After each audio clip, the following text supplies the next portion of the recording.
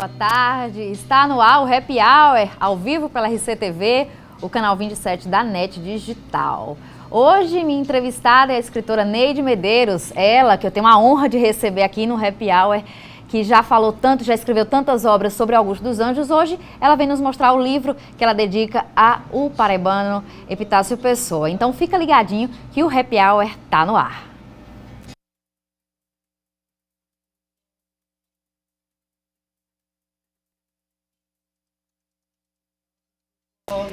Estamos ao vivo, muito obrigada pelo carinho da sua audiência aqui no Happy Hour. Hoje recebendo a escritora Neide Medeiros. Neide, muito obrigada pela presença, a gente agradece demais a sua vinda aqui no Happy Hour. E eu queria falar com a senhora, conversando com a senhora sobre o início da sua carreira. Conta pra gente. Bem, eu comecei lecionando literatura brasileira no Colégio Estadual da Prata, língua portuguesa e literatura brasileira. Sempre gostei muito de literatura. Depois eu fiz concurso para a Universidade Federal da Paraíba, lecionei em Campina Grande, me transferi aqui para João Pessoa e também lecionei antes na Universidade Federal de Alagoas, em Maceió, que eu morei em Maceió. Ensinei também no Colégio de Aplicação no Recife. Então, sempre literatura. Minha praia sempre foi literatura. Sempre foi, né? Literatura. Eu fiz o mestrado em Teoria da Literatura em Recife e o doutorado em Estudos Literários em Araraquara, na Unesp.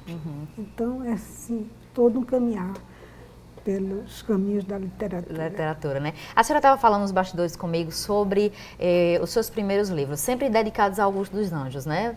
Não, o primeiro livro que eu escrevi, A Hora e a Vez da Literatura Infantil, foi uma reunião de 10 ensaios sobre a literatura infantil.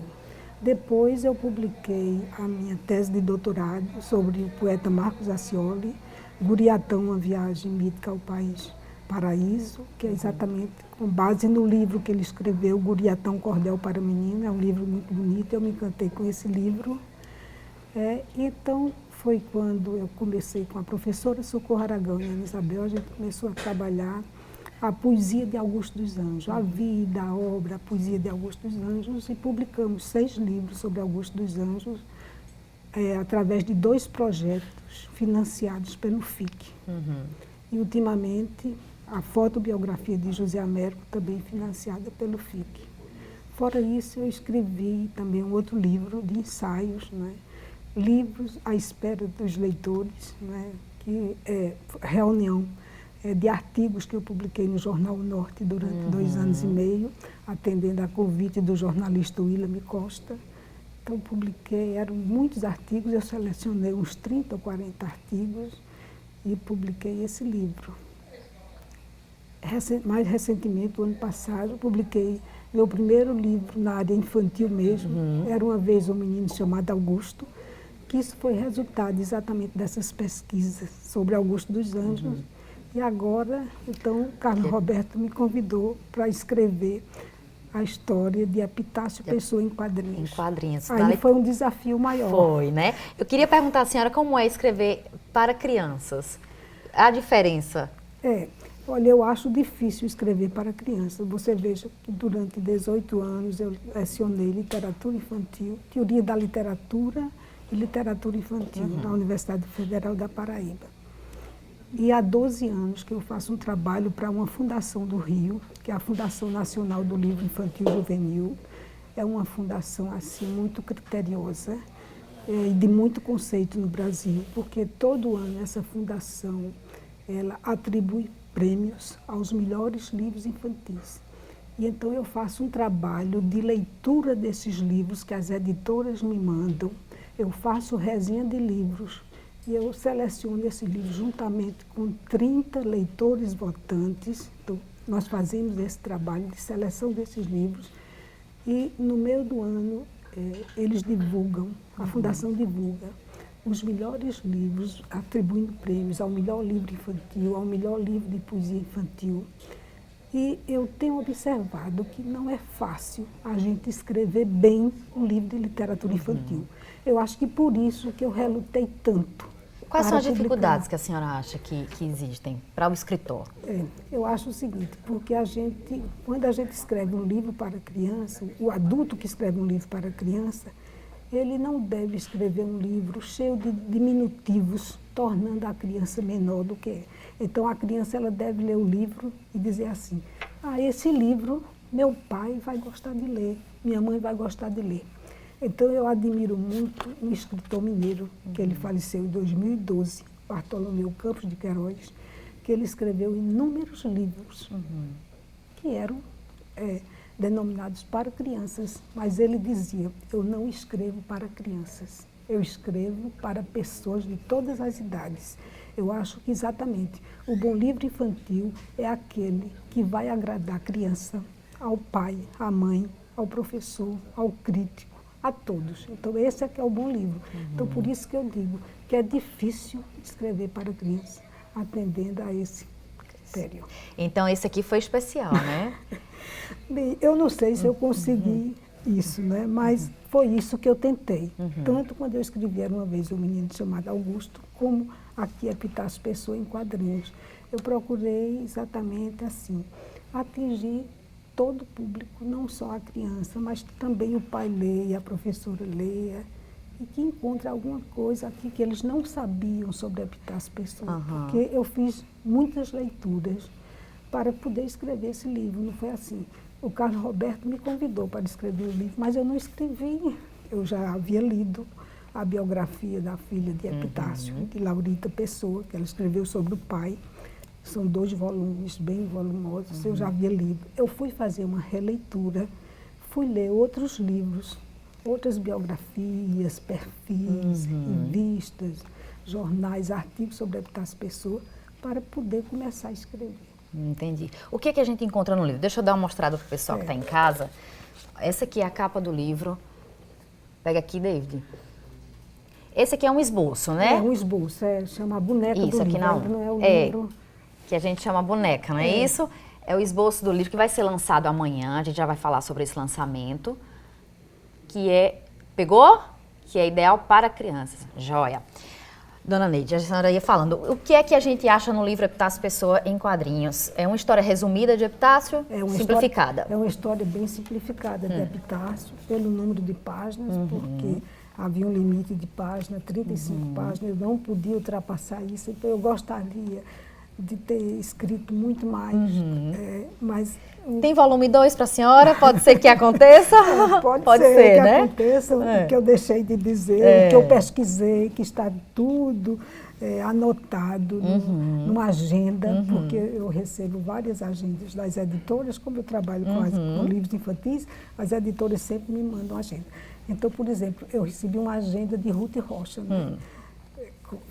Com propaganda dos livros de Ruth Rocha, tudo, mas havia muito espaço para escrever. Então, essa agenda é uma agenda bem volumosa.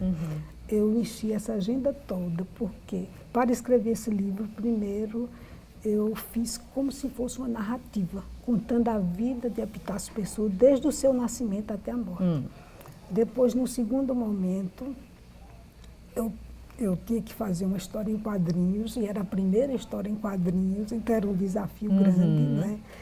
Então, eu comecei a colocar diálogos. Ainda achei que os diálogos eram poucos, mas fiz uma terceira versão. Então, isso é o que nós chamamos a gênese do livro.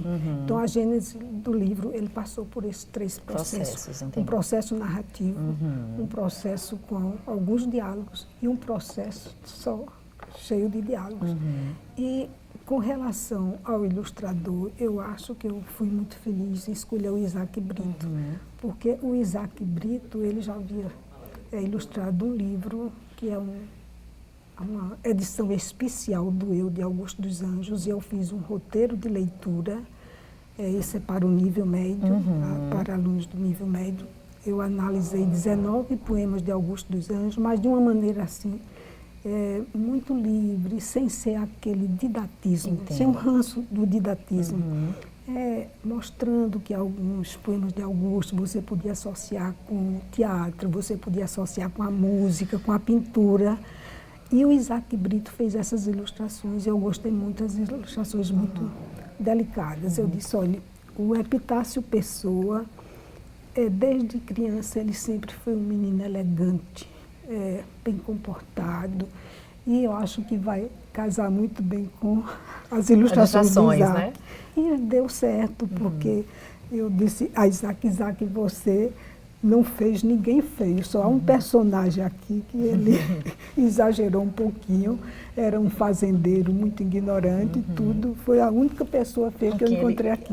Inclusive o Epitácio Pessoa, ele casou 2 vezes, a primeira vez com Francisca, que se chamava assim, na intimidade de Chiquita, era uma moça muito bonita, e a Chiquita está aqui belíssima, na visão do Isaac, do ilustrador. E depois com Mary Saião, né, que era Maria da Conceição Manso Saião, chamada Mary Saião. Essa era uma moça muito elegante, filha de um médico famoso do Rio, e bonita também. Não é? E ele, então, também retratou ela com muita beleza. Alguma característica do próprio Epitácio que a senhora gostaria de passar, de dizer que admira, da personalidade dele ou de alguma atitude? Bem, há muitas coisas admiráveis em Epitácio Pessoa. Uma que eu ressalto, porque combina comigo, é o espírito nacionalista dele. Então, Epitácio Pessoa, ele tinha um amor exacerbado ao Brasil e à Paraíba, à sua terra, aqui ao Nordeste. E para comprovar esse nacionalismo dele, até o doutor Humberto Melo, em um depoimento que ele prestou para a TV Assembleia, ele ressaltou isso. Em 1919, ele estava participando de uma conferência em Versalhes, na França, que foi após a Primeira Guerra Mundial, e então representantes de vários países se reuniram, e o presidente dos Estados Unidos, na época, ele levantou a possibilidade do Rio Amazonas ser internacionalizado, que o Rio Amazonas podia servir para o mundo todo. E Epitácio foi contra essa ideia. Ele disse, não, o Rio Amazonas é brasileiro, ele deve permanecer um rio para os brasileiros. Então, isso aí a gente já observa, esse nacionalismo dele. Outra coisa de Epitácio Pessoa que eu acho também admirável, então isso aqui é como político. Ele foi ministro da Justiça de Campos Sales e ele disse que aprendeu com Campos Sales que os ministros de um governo, eles deviam ser escolhidos pelas qualidades morais e também pela competência. E então, quando ele foi presidente, ele seguiu o seu mestre Campos Sales nesse sentido, de escolher ministros capazes. Essas características estão bem refletidas no livro. A criança que lê consegue identificar? Exatamente, consegue identificar isso. Eu fui passando assim sutilmente. Eu não quis mostrar Epitácio como um herói. Sei. Não é como um ser humano mesmo, né? Como um ser humano, ele tinha seus defeitos. Eu aqui não ressaltei os defeitos, né?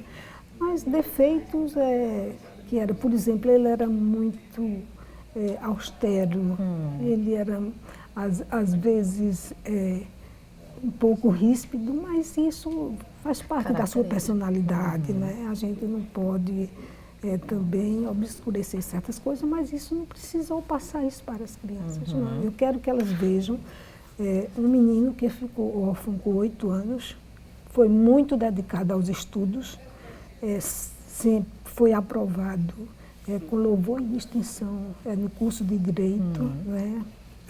Foi laureado, chegou a ser laureado. Sempre foi um excelente aluno. Um excelente aluno. E lutou com essas dificuldades, porque a mãe morreu quando ele tinha 8 anos, com 40 dias o pai morreu. Quer dizer, 8 anos ele ficou órfão e foi educado pelo um tio, que era o Barão de Lucena, que morava em Recife.